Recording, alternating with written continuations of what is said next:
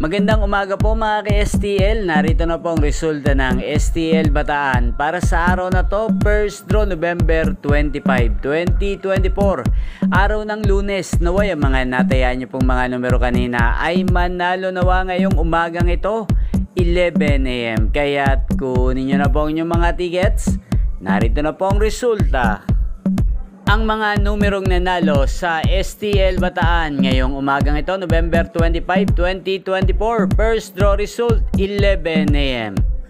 40 at 39 in exact order. Sa lahat po ng tumaya kanina para sa first draw ng 40 at 39, congrats po sa inyo. Panalo po kayo. Again, 40 at 39 in exact order. At shoutout po natin ngayong umagang ito sa STL Bataan, si Ate Chona. Ate Chona ng Bataan, shoutout po sa iyo. Nawa isa ka po sa swertehin ngayong araw na to sa STL Bataan. At sa lahat po ng mga taga Bataan dyan, shoutout po sa inyo.